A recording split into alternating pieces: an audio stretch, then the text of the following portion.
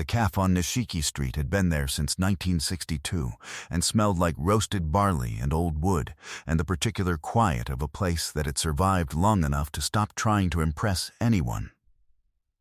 Kenji Mori liked it for this reason, and for the fact that it opened at 6:15, which was 45 minutes before anywhere else on the block, and he needed 45 minutes of somewhere before the day required him to be fully present in it. He ordered the same thing every morning, hojicha, and a piece of tamagoyaki that the owner's wife cut thicker than anywhere else in Kyoto. And he sat at the corner table by the window, and he looked at his daughter's drawing from the night before.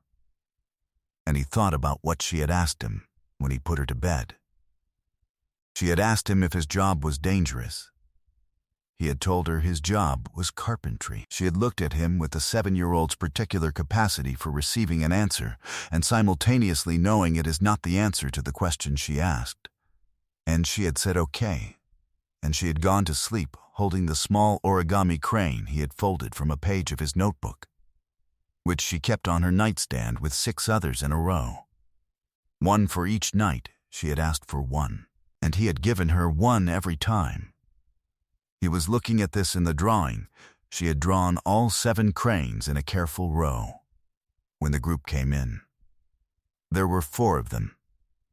Late 20s, possibly early 30s, dressed in the particular way of men who have money and are still young enough to believe that money is the same thing as significance. The loudest one wore a jacket with a brand logo large enough to be read from across the room, and had the confidence of someone who has never been in a room where his confidence was not the most powerful thing in it. His name was Takuro Senda. He worked at his father's development company and had been in Kyoto for a site visit that had gone well, which meant he was in the specific register of a man whose good day has made him expansive in ways that others in his vicinity will need to absorb whether they want to or not. He looked at the cafe the way he looked at most things, with a brief assessment that located it below his standard, and then a decision to remain anyway, because his companions had already sat down. He looked at Kenji the way he looked at the cafe. His eyes moved across Kenji's work jacket, his calloused hands, the tamagoyaki, the child's drawing on the table, and arrived at a conclusion in approximately 2 seconds. Takuro sat down at the table next to Kenji's with the relaxed sprawl of someone who considers available space to be his by default.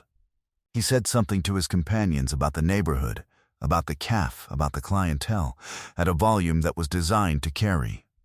One of his companions laughed. One looked at the table. One looked at his phone. Kenji picked up his hojicha. Takuro looked at the drawing on Kenji's table. He said to his companion, loud enough, that the locals had a charming folk art tradition. The companion who had laughed again. Kenji set down the hojicha. He looked at the drawing for a moment. He folded it carefully along the original crease and put it in his jacket pocket. He looked out the window. Takuro said something else. This one was about the work jacket, about the calloused hands, about the tamagoyaki being a breakfast for people who didn't know there were other options. The owner's wife behind the counter had gone very still in the way of someone who has seen something before and is waiting to see how it resolves. Kenji turned and looked at Takuro. He looked at him for exactly 3 seconds, without speaking. The look had no heat in it. It had no performance in it. It was the look of someone taking a measurement, the specific technical attention of a person who has looked at structural problems long enough to assess them the moment they appear, and who has decided that this particular structure is not complicated. Takuro's next sentence did not come. Kenji said, very quietly, "Your father is Hiroshi Senda." Takuro looked at him. "Senda Development," Kenji said. "The Namba site. The Tennoji contract. The subcontractor payment dispute from 2019 that was settled privately." He paused. "And the Kobe matter." The cafe was very quiet. Kenji picked up his hojicha and finished it. He put money on the table, the exact amount, calculated without looking, and he folded the drawing from his pocket, without unfolding it first, and slid it into the inner pocket close to his chest. And he stood up and bowed once to the owner's wife, who bowed back with the particular respect of someone who has just seen something clarify itself. And he walked to the door and out of it, without looking at Takuro again. Takuro sat at the table and did not say anything for a long time. His name was Kenji Mori, and he was a carpenter in the way that water is wet, not as a credential but as a fundamental property of what he was. He had been working wood since he was 9 years old, in his grandfather's workshop in Fushimi, where the smell of hinoki cypress had been the smell of safety, and where he had learned that the quality of a joint was a moral question as much as a technical one. He had a workshop now on the south side of the city, small enough to require nothing from him beyond his tools and his judgment, and clients whose work found him through referral only, which was the way he preferred it. The referral network was not public. The clients were not all visible. The work was always precise. His daughter was named Saya. She was 7, with her mother's laugh and Kenji's eyes, and a quality of stillness that most adults did not develop until they were much older, and some never developed at all. She had been in Kenji's sole care since she was 3, when her mother, a ceramicist named Yuki, who had been Kenji's quietest certainty for 11 years, had died of an illness that had moved faster than any of the 3 hospitals had anticipated. Kenji had taken 3 months and then returned to the workshop, because the workshop was the only place where the precision of his hands could absorb what his mind could not yet hold. Saya had come to the workshop with him on those first mornings, sitting on a padded stool beside the bench with a book, not talking, being present in the way she had inherited from him and from Yuki both. She was in school now. She liked mathematics and origami, and a girl named Hana who sat next to her and had once given Saya half of her lunch without being asked and without explaining it, which Saya had told Kenji about that evening with the tone of someone reporting a significant event. He had folded her an extra crane that night. He was thinking about the crane count, 41 now. He had kept track, when his phone buzzed with a message from a number he recognized as belonging to the administrative coordinator for a name he had not seen in 3 years. The name was Ishida.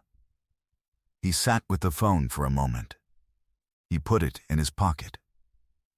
He picked up his chisel and went back to the doorframe he was fitting, which required a tolerance of 0.3 millimeters, and which he would not compromise because of a name on a screen. The doorframe was for a woman named Reiko Ishida, who had commissioned it 2 months ago for the renovation of a traditional Makia townhouse she had recently acquired in Gion.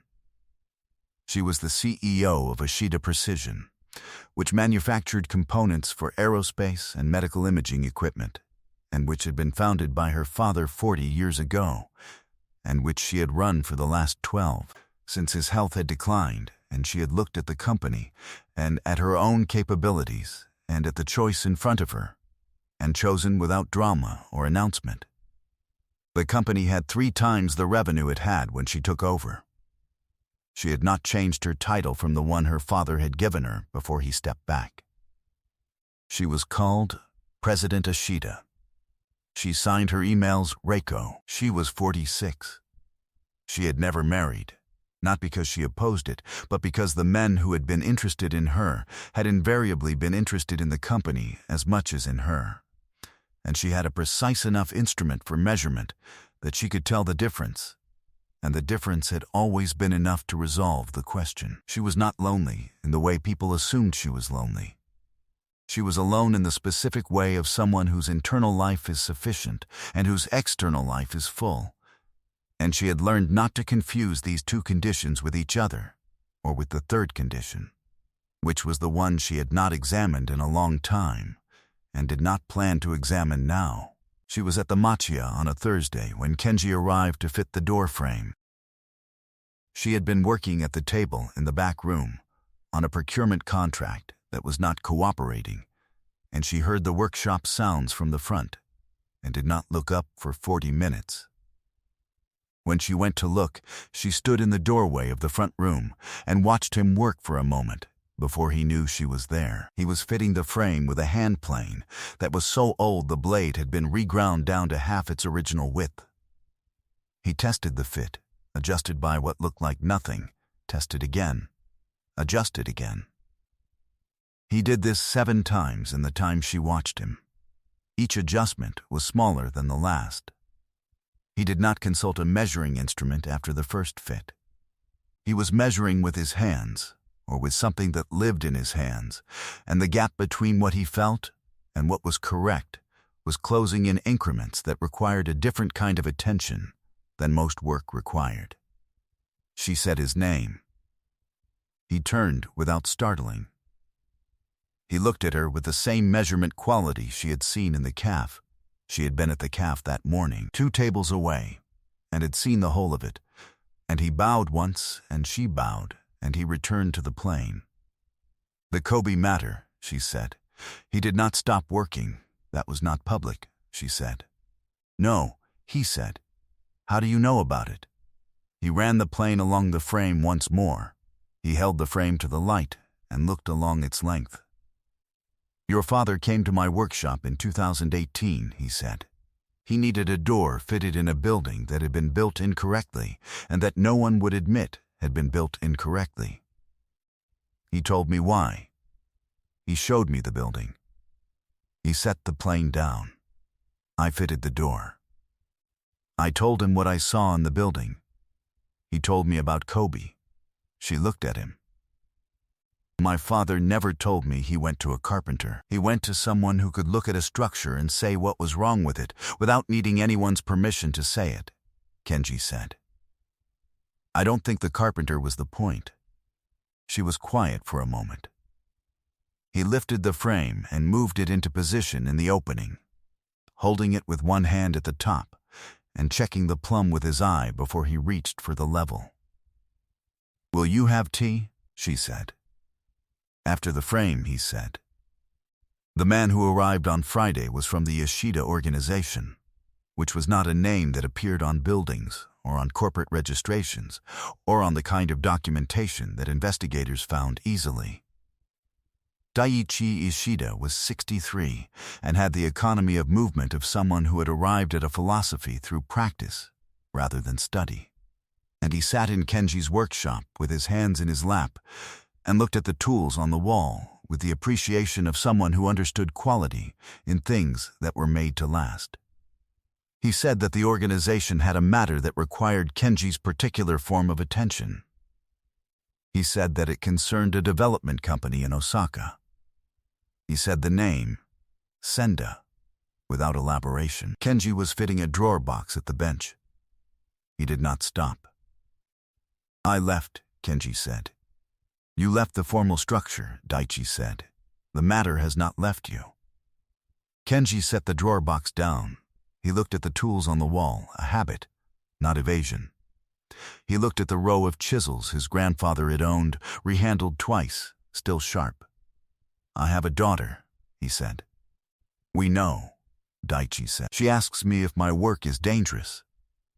What do you tell her? I tell her it's carpentry, Kenji said. Daichi looked at the drawer box. He looked at the chisel marks, clean, without hesitation. Hiroshi Senda has been using city infrastructure contracts to move funds through subcontractor shells for 8 years. 3 of his shells are registered under names belonging to people who do not know they have companies. One of those people is a school teacher in Nara who has been receiving tax bills for a company she has never heard of for 4 years. He folded his hands.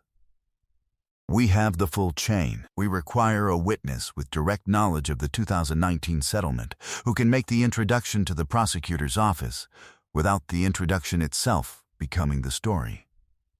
Kenji was quiet. One meeting, Daichi said. The prosecutor's office handles the rest. You return to your workshop. Senda's structure collapses without your name attached to any of it. Kenji looked at the drawer box. He picked it up and tested the slide. Smooth, no catch, fitted to the tolerance he'd set. He put it down. Tuesday, he said. Daichi stood and bowed. He left the workshop without looking at the tools again. Kenji returned to the bench. Reiko found out on a Monday, not from Kenji, but from a business journalist who called her for comment on a developing story involving Senda Development and a series of Shell subcontractor registrations that appeared to connect to 3 city infrastructure projects. She had no comment because she had no information. She called Kenji. He answered on the second ring. She asked him directly. He was quiet for 4 seconds, which was the longest pause she had heard from him, and then he told her the shape of it without the detail. The 2019 matter. The workshop visit from her father. What he had seen in the Kobe building. What he had known about Senda since before she knew his name. She sat in her office in the building her father had founded and looked at the window. The building in Kobe, she said. My father's building. Yes, he said. Senda Development held the construction contract. Yes, he said. She looked at the window for a long time. He never told me. He was protecting you from a decision he thought was his to make, Kenji said. He was wrong about whose decision it was. But he was not wrong about what the decision would cost.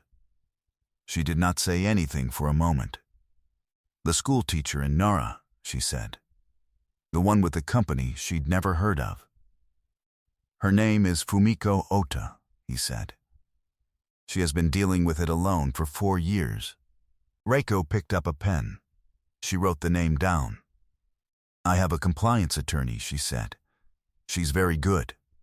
I know, he said. She used to work for your father. Hiroshi Senda received the prosecutor's inquiry on a Wednesday morning. The Shell Company chain, the tax registrations, the 2019 settlement documentation, and a sworn statement regarding the Kobe building's structural certification were filed simultaneously. His attorneys requested a delay. The prosecutor's office noted the request and set a response deadline of 10 days. Senda's development company suspended 3 active city contracts pending investigation. The suspension was announced on Thursday. Takuro Senda read the announcement on his phone in the lobby of his father's building in Osaka and sat down on a lobby bench and stayed there for a while. Fumiko Ota, the school teacher in Nura, received a call from a compliance attorney on Thursday afternoon, informing her that the companies registered in her name had been formally identified as fraudulent registrations and that she bore no legal liability for them, and that the process of removing her name from the records had been initiated. She cried on the phone. The attorney waited. Fumiko said she had been waking up at 3 in the morning about it for 4 years. The attorney said she understood. She did not say anything else that was not necessary, because sometimes the necessary thing is simply to let someone hear that it is over. Saya drew a building that week, which she showed Kenji on Friday evening. It was a machiya, a townhouse, traditional style, with a door that she had drawn very carefully, paying attention to the frame. She had been to the Gion house once with Kenji, and had watched him work, and had not asked questions until they were in the car on the way home, at which point she had asked 11 of them in precise sequence. She showed the drawing to Reiko on a Sunday when Reiko came for tea, which was the 3rd Sunday she had come for tea since the door frame was fitted, and Reiko looked at the drawing for a long time. The frame is very straight, Reiko said. Dad says a frame that's off by 1 millimeter will be off by 10 in 30 years, Saya said. Small wrong things get bigger. Reiko looked at Kenji. He was pouring tea. He did not look up. She's right, he said. Saya accepted this, and went back to her drawing. She was adding cranes to the roofline. Small, careful, 8 of them, 1 for each night that week. Reiko watched her draw and held her tea and said nothing, and the room held all 3 of them without effort, the way rooms do when the frame has been fitted correctly and the joint is true, and the thing was built to last. Some people carry what they know quietly, without announcement, until the moment when saying it serves something larger than their own comfort. That moment always comes. The question is only whether you built yourself to hold it until it does. Share this with someone who has been carrying something quietly and doing it well. Subscribe for more stories like this one every week. And tell us, if you had walked out of that calf knowing what he knew and said nothing, would that have been patience, or would that have been a different kind of failure? We read every one.